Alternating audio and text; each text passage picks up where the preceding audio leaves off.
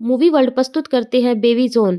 Film की शुरुआत में हमें कुछ लड़कियों को दिखाते हैं जिनको कुछ गुंडों ने कैद करके रखा होता है और वहाँ पर एक पुलिस वाला आता है जो उन गुंडों को वार्निंग देता है कि तुम इनको लड़कियों को मेरे साथ जाने दो। लेकिन वो गुंडे हँसने लगते हैं और कहते हैं कि हम इन लड़कियों को नहीं छोड़ेंगे। तभी पुलिस वाले के पास किसी का गुंडों के बॉस का फ़ोन आता है और वो कहता है कि हमने तुम्हारी लड़की को घर से उठा लिया है और अब तुम यहाँ से चुपचाप चले जाओ।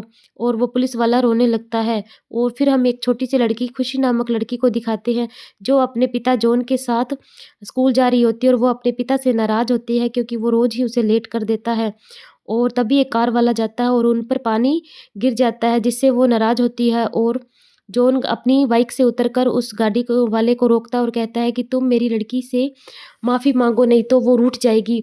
और कार वाला भी अच्छा आदमी होता है, वो उस लड़की से माफ़ी माँगता है और वह फिर वहाँ से चला जाता है और वो स्कूल खुशी और जॉन स्कूल चले जाते हैं और खुशी की टीचर तारा होती है जो कि उसे डाँटती है कि तुम आज फिर से स्कूल में लेट आई हो। और वहाँ पर हमें दिखाते हैं कि जॉन अपनी बच्ची खुशी का काफ़ी ध्यान रखता है और वो उसकी सारी ज़िद पूरी करता है क्योंकि वह उसकी इकलौती संतान होती है और वह खुशी के लिए कुछ भी कर सकता है। और दूसरे दिन हमें दिखाते हैं कि जॉन अपनी खुशी से पूछ रहा होता है कि तुम्हारे ये मुँह पर चोट कैसे आई है? तभी खुशी बताती है कि मेरे क्लास में एक रोनी नाम का लड़का है जिसने मुझे ये चोट पहुँचाई है। तभी जॉन पूछता है कि क्या तूने बदले में उसको मारा? खुशी कहती है नहीं मैं बदले में नहीं मारती, आपने ही सिखाया है कि नहीं मारना। पर जॉन कहता है कि अगर तुमने बदले में उसे नहीं मारा तो वह फिर तुम्हारे दोबारा मारेगा। और दूसरे दिन जाके वह रोनी को खूब पीटती है। इसकी वजह से तारा उसकी टीचर जॉन को चर्च के आगे बुलाती है खुशी की शिकायत करने के लिए और वह कहती है कि तुमने अपनी लड़की को वायलेंस करना सिखाया है। बातें करें तभी उनकी गाड़ी को वो ही गुंडे जो शुरुआत में लड़कियों को कैद करते हैं वो ठोक देते हैं जिससे खुशी काफ़ी उनको चिल्लाती है। लेकिन जॉन उसको चुप करा के ले जाता है अपने और वो उनमें से एक जो लड़की भागी होती है वो उनकी गाड़ी में बैठ जाती है। और वो खुशी जाने लगती है तभी तारा कहती है कि मुझे भी अपनी गाड़ी से घर छोड़ दो। और तारा कहती है कि गाड़ी पुलिस स्टेशन लेकर चलो क्योंकि जो लड़की वहाँ से भागी है वो अपनी कार में बैठी हुई है। और तभी जॉन को दिखाते हैं वह काफ़ी घबराता है पुलिस स्टेशन देखकर और बैठा रहता है। और वो लड़की जो उनकी गाड़ी में बैठती है वो भी काफ़ी घबराई हुई होती है और तारा स्टेशन चली जाती है। लेकिन उसके पीछे-पीछे खुशी भी चली जाती है जिसकी वजह से जॉन को भी पुलिस स्टेशन में जाना पड़ता है। अपनी लड़की को लाने के लिए वह भी स्टेशन में चला जाता है और वहाँ जाता है तो तारा को कहता है कि तुम रिपोर्ट के चक्करों में मत पड़ो और तुम घर चलो। लेकिन तारा कहती है कि मैं तो रिपोर्ट लिखा के ही जाऊँगा और वहीं वो ही पुलिस वाला सरदार वो वहाँ पर आ जाता है और वो सत्या से कहता है वो जॉन से कहता है कि तुम्हें कहीं मैंने देखा हुआ है। लेकिन जॉन कहता है कि नहीं मैंने आप पहली बार ही मिला हुआ हूँ। और तभी पुलिस वाला जो सत्या नाम से किसी को पुकारता है तो जॉन पीछे पलट कर देखता है और नहीं लेकिन पुलिस वाला तो किसी और को ही बुला रहा होता है। लेकिन तारा नोटिस कर लेती है कि सत्या नाम बुलाने पर जॉन क्यों पलट कर देख रहा है और वह उसको कुछ डाउट हो जाता है और वह घर चली जाती है। और वहाँ पर गुंडों को फ़ोन करके पुलिस वाला बता देता है कि जो तुम्हारे जंगल से एक लड़की भागी है वो मेरे पास है। तुम मेरी लड़की को छोड़ दो तो मैं तुम्हारी लड़की वापस कर दूँगा। और वह उस लड़की को लेकर उन गुंडों के पास चला जाता है और वह गुंडे पूछते हैं कि हमारी शिकायत किसने की है? तभी पुलिस वाला जॉन का नाम ले देता है क्योंकि वह सोचता है कि वह लड़का है तो हैंडल कर लेगा। लड़की तारा का नाम नहीं लेता है और वहाँ पर जॉन अपनी बच्ची के साथ घर पर खेल रहा होता है। तभी वो गुंडे उनके घर पर पहुँच जाते हैं और कुत्ता भौंकने लग जाता है तो वह बाहर आता है तो देखते हैं कि कुछ गुंडे खड़े हैं और उसको पीटने लगते हैं। जॉन काफ़ी कहता है कि मैंने आपकी कंप्लेन नहीं वह नहीं मानते और मारने लगते हैं और वह उनमें से एक गुंडा कहता है कि इसकी लड़की को भी मारेंगे। तभी जॉन को गुस्सा आ जाता है और वह अपना असली रूप दिखा देता है और उनको मारता है। और घर जाके तारा सर्च करती है कि यह कौन सत्या नाम से है। तभी उसको पता चलता है कि ये आईपीएस ऑफिसर था और यह काफ़ी ईमानदार भी था। और तारा को पता चलता है कि वह अपनी काम पूरी ईमानदारी से करता है। और उसकी माँ उसके साथ रहती है और उसके काफ़ी लोग उसके बहुत बड़े फ़ैन होते हैं और उसकी माँ उसकी शादी कराना चाहती है।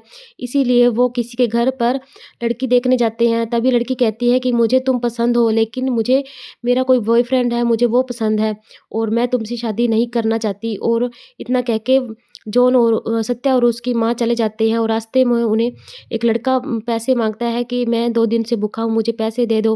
सत्या कहता है कि मैं तुमको स्कूल भेजूँगा, बोला। और इतने में लड़के के पास एक लड़की आती है और कहती है, तुम यहाँ से जल्दी चलो, नहीं तो हमें वो आदमी आ रहा है और मारेगा। इतने में वो आदमी आता है और उन बच्चों को खूब पीटता है और उससे सत्या से कहता है कि तुम चले जाओ, अपने काम से काम रखो। और सत्या अपनी माँ को सेफ्टी जगह पर छोड़कर वापस आता है और उन आदमियों को खूब पीटता है। खूब और उनके साथ भी काफ़ी साथी हो तो उनको भी वह पीटता है और उन पीट के उनको हॉस्पिटल ले जाता है। वहाँ पर मीरा नाम की एक डॉक्टर होती है जो कि सत्या पर काफ़ी चिल्लाती है कि इतनी भी तेज़ कोई किसी को मारता है क्या?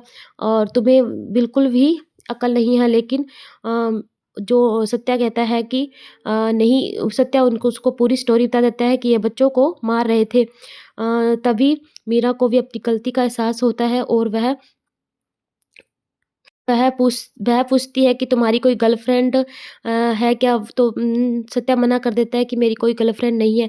तो वह उसको शाम का टाइम देकर मिलने के लिए बुलाती है और शाम को दोनों मिलते हैं डेट पर और काफ़ी बातें करते हैं। सत्या को भी मीरा काफ़ी पसंद आती है और वह सोचता है कि मेरी माँ को पता नहीं पसंद आएगी कि नहीं। और वह अपनी माँ से भी इसके बारे में बात करता है तो उसकी माँ को भी मीरा काफ़ी पसंद आती है और वह भी शादी के लिए हाँ कर देती है। उधर हमें दिखाते हैं एक नाना नाम का बहुत बड़ा गुंडा होता है जिसके सामने पॉलिटिशियन भी कुछ नहीं होते हैं। और नाना का एक लड़का होता है जो अपने पापा के पास आता है और कहता है कि मुझे मिनिस्टर बनना है क्योंकि मुझे एक टोल वाले ने रोक लिया था। तो नाना कहता है तुम मिनिस्टर नहीं, फाइनेंस मिनिस्टर बनाऊँगा तुमको। अगले इलेक्शन में तुम ही जीतोगे। और अपने आदमियों से कहता है कि तैयारी करो, इस बार मेरा बेटा ही फाइनेंस मिनिस्टर जीतना चाहिए। और सभी तैयारियाँ शुरू कर देता है और उसका बेटा काफ़ी खुश होता है। इधर सत्या के पास एक कपल आता है जो कि कहता है कि हमारी लड़की 3 दिन से गायब है और हमने लोकल पुलिस स्टेशन में 10,000 रुपए भी भर दिए और 3 दिन से वहाँ कंप्लेन कर रहे हैं, लेकिन हमारी लड़की नहीं मिली है, ना ही वो हमें कुछ बता रहे हैं। तो सत्या कहता है ठीक है, तुम जाओ, मैं उसकी खोजबीन करता हूँ। और वह अपने तरीके से खोजबीन शुरू कर देता है और सबसे पहले वह उसके स्कूल जाता है और वहाँ पर सीसीटीवी चेक करता है और देखता है कि वह स्कूल से तो घर के लिए निकल गई थी बस से और वहाँ भी उतरी है। फिर वह किराने वाले के पास जाता है तो उससे पूछता है तो वो कहता है कि ये लड़की रोज़ आती थी और बिस्कुट डालती थी लेकिन 3 दिन से नहीं आती है। और इसकी वजह से जिस कुत्ते को वह बिस्कुट डालती थी वह भी 3 दिन से काफ़ी उदास है और कुछ खा पी नहीं रहा है। तभी वहाँ से एक काली स्कॉर्पियो निकलती है और कुत्ता उसके पीछे भागने लगता है। तो सत्या को भी काफ़ी शक होता है और वह उसको कुत्ते को गाड़ी में डालकर और उस स्कॉर्पियो का पीछा करते हैं। थोड़ी देर के बाद जंगल आ जाता है और वो गाड़ी दिखाई नहीं देती है। लेकिन जंगल में जाने के लिए सत्या और वहाँ पुलिस वाले खड़े हो जाते हैं और उस कुत्ते को छोड़ देते हैं और कुत्ता उस लड़की को ढूँढ लेता है और वह लड़की ज़ोर से चिल्लाती है सत्या, सत्या। लेकिन सत्या जितनी देर वहाँ पहुँचता उससे पहले ही उस लड़की को नाना के लड़के और कुछ गुंडे उसको आग लगा के भाग जाते हैं और वह उनके सामने ही जलती रहती है और जलकर मर जाती है। और सत्या इससे काफ़ी अपसेट हो जाता है और उसको याद आता है कि वही लड़की थी जिसने उसका शुरुआत में इंटरव्यू लिया था।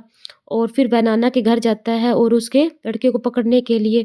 तब नाना कहता है कि मेरा लड़का 3 दिन से घर पर नहीं है, लेकिन अब मेरे मिले तो उसे सैल्यूट करना क्योंकि वह अब फाइनेंस मिनिस्टर बन चुका है। और फिर सत्या और रामवीर बातें कर रहे होते हैं।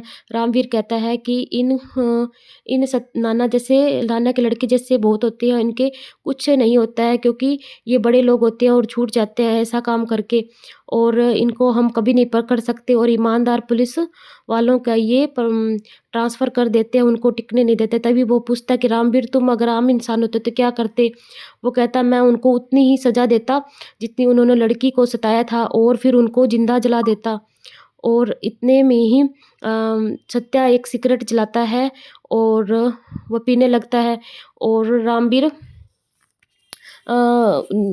के पास से वह नीचे गिर देता है, तो वहाँ पर एक आग लग जाती है और रामवीर भी देखता है कि कोई चिल्ला रहा है, जिससे उसको महसूस होता है। तभी हमें बताता है कि सत्या ने पहले ही नाना के लड़के को पकड़ लिया था और उनके साथियों को, और वहाँ पर उनको जिंदा ही जला दिया था।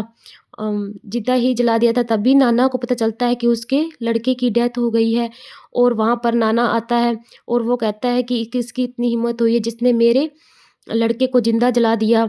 तभी वो सत्या कहता है कि शायद उस लड़की का कोई भाई हो, जिससे सत्या वर्मा, और नाना को पता चल जाता है कि ये काम सत्या का ही है और वह सत्या को कहता है कि अब मेरा मकसद तुम्हें ही बर्बाद करने का है और मैं तुम्हारी पूरी फैमिली को बर्बाद कर दूँगा। और उसके बाद हमें दिखाते हैं कि मीरा सत्या को कहती है कि तुम्हें पापा मिलने के लिए बुला रहे हैं, क्योंकि मेरे पापा को पुलिस वाले ज़्यादा नहीं पसंद है। और उसके पापा कहते हैं कि मुझे पुलिस वाले ज़्यादा नहीं पसंद है, मैं अपनी बच्ची को तुम्हारे साथ नहीं देख सकता। लेकिन सत्या कहता है, नहीं, मैं तो पूरा गांधीवाद हूँ और मैं तो वायलेंस नहीं करता हूँ।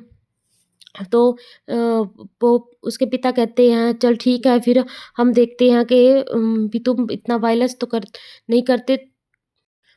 नहीं करते, लेकिन देखते हैं, मुझे वैसे पुलिस वाले पसंद नहीं है। इतने में ही नाना के लोग वहाँ पर अटैक कर देते हैं और सत्या मीरा की फैमिली को एक सेफ जगह पर रखता है और उन गुंडों से लड़ता है और उनको मार कूट के वहाँ से भगा देता है। और उससे मीरा के पापा उससे काफ़ी नाराज़ हो जाते हैं, क्योंकि वो देखते हैं कि उन गुंडों ने हमला किया है, तो वो अपनी बेटी के लिए शादी से मना कर देते हैं कि मेरे सबसे पहले मेरी बेटी की ही सेफ्टी मेरे लिए प्रायोरिटी है। और वहाँ पे सत्या काफ़ी अपसेट हो जाता है, क्योंकि मीरा भी शादी के लिए मना कर देती है। फिर वह नाना के पास जाता है, क्योंकि नाना ने उस पे हमला करवाया था, तो वह नाना को उनके घर से घसीट के लेके आता है पुलिस स्टेशन के लिए। वहाँ पर काफ़ी मीडिया थी और वहाँ उसको लाके वो जेल में डाल देता है।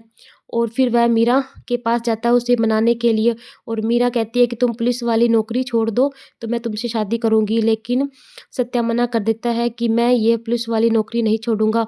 तो मीरा को भी एहसास होता है अभी मैंने उसी सत्या से प्यार किया था, तो वह भी शादी के लिए हाँ कर देती है और उनकी शादी काफ़ी धूमधाम से अच्छी तरह होती है और मीरा के पेरेंट्स भी मान जाते हैं, क्योंकि उन्हें भी सत्या कन्विंस कर ही लेता है और दोनों शादी के बाद खुशी-खुशी रहने लगते हैं। और तभी मीरा को एक लड़की होती है और फिर हमें 3 साल के बाद दिखाते हैं और वो सब एक साथ रह रहे होते हैं और तभी उनके घर पर कुछ फायरिंग होती है। पहले मीरा को गोली लगती है और फिर सत्या को। इतने में ही नाना की एंट्री होती है और वह कहता है कि मैं तुम्हारी फैमिली पूरी ख़त्म कर दूँगा और अब तुम्हारी बेटी की बारी है, जो कि ऊपर अपनी दादी के साथ खेल रही होती है। और वह ऊपर जाता है और उसकी दादी को भी ख़त्म कर देता है और फिर वह माइक्रो ओवन स्टार्ट करके और पेट्रोल छिड़क कर चला जाता है। तभी मीरा खड़ी होती है और अपनी बच्ची को सत्या को देकर कहती है कि इसे तुम बचा लो। इतना कहते ही मीरा भी वहाँ पर दम तोड़ देती है और सत्या मीरा को नहीं बचा पाया और वह भी काफ़ी रोने लगता है और इतने में वहाँ पर ब्लास्ट हो जाता है और हमें दिखाते हैं कि उस धमाके में खुशी और सत्या बच जाते हैं। और फिर फ़िल्म प्रेज़ेंट में आती है और तारा को यहाँ पर सब कुछ पता चल जाता है और तारा भी अंडरकवर एजेंट होती है, जिसका नाम अधीरा होता है। और फिर दूसरे दिन खुशी अ, सत खुशी ज उस खुशी को दूसरे दिन खुशी पिकनिक पर जा रही होती है, तभी सत्या के पास नाना का फ़ोन आता है और वह कहता है कि तुम जॉन नाम से केरल में रह रहे हो, मुझे पता चल गया और तुम्हारी लड़की को अब जान का खतरा है। और वह बस उनकी पानी में गिर जाती है, तो सत्या उन सब बच्चों को बचा लेता है और उनको भी। तभी उनके पास फिर फ़ोन आता है नाना को और नाना कहता है कि इस बार तो बचा लिया, अगली बार नहीं बचा पाओगे। तो सत्या परेशान हो जाता है और वह कहता है ऐसे भागने से तो काम नहीं चलेगा, मुझे इसका सामना करना ही पड़ेगा। और वह अपने सत्या जो कि पुलिस वाला था उसके रूप में आ जाता है और सबसे पहले उसी पुलिस वाले को मारता है जिसने नाना की सहायता की थी उसकी फैमिली को मारने के लिए। और एक-एक करके फिर सबको मारने लगता है और लोग यकीन नहीं करते हैं क्योंकि वह सोचते हैं कि यह सत्या का भूत होगा क्योंकि वह तो मर चुका है। इसीलिए उसको कोई भी नहीं खोजता है और इधर नाना के सारे आदमियों को वह धीरे-धीरे ख़त्म कर देता है। फिर नाना सोचता है कि उसे हम कैसे ख़त्म करें, तो वह ये बैठ के घर पर सोच रहा होता है, तो नाना का भाई की कंटेस्टेड हाइड में मज़दूरों के पर बिल्डिंग कट जाती है, काफ़ी मज़दूर मर जाते हैं, जिसे वो 1-1 लाख रुपए देकर शांत कर देता है। इधर सत्या को जब ये पता चलता है, तो वह उसके भाई को ख़त्म कर देता है। इधर तारा और राम सेवक पता चलता है कि एक बहुत बड़ा लड़कियों का एक टोली को वो दूसरे कंट्री में बेच रहे हैं। तो और वो खुशी के पास घर पर अकेले होते हैं। इधर नाना के गुंडे उन पे हमला कर देते हैं और तारा को और खुशी को वहाँ से उठाकर ले जाते हैं और उन्हें लड़कियों में शामिल कर देते हैं जिन्हें बाहर देश डिलीवर करना था। और फिर उद सत्या को ये पता चलता है तो वह बचाने के लिए वहाँ जाता है। नाना उसका इंतज़ार कर रहा होता है और वह काफ़ी गिड़गिड़ाता है लेकिन नाना उन्हें नहीं छोड़ता है। और उधर खुशी जिस कैन टैंकर में होती है वह वहाँ से शोर करने लगती है और सारी लड़कियाँ शोर करने लग जाती है। जिससे कि सत्या को पता चल जाता है कि कौन से टैंकर में वो हैं, कंटेनर में है। तो वहाँ वह सभी गुंडों को मार कर खुशी को और बाकी लड़कियों को बचा लेता है और खुशी कहती है कि नाना को आप कुछ मत करना, आप वायलेंस मत करना। और नाना भी कहता है कि मुझे मार दो, नहीं तो मैं तुम्हें फिर जिंदा हूँ तो फिर तुम्हारे पीछे पड़ जाऊँगा। और नाना हँसता है और इतने में सारी लड़कियाँ नाना पर अटैक कर देती है और उन्हें मार देती है। और इधर दिखाते हैं कि तारा और सत्या कोई सन पर आए होते हैं और वहाँ पर एक और एजेंट को दिखाते हैं जो कि भाईजान होता है और यहाँ पर मूवी एंड हो जाती है।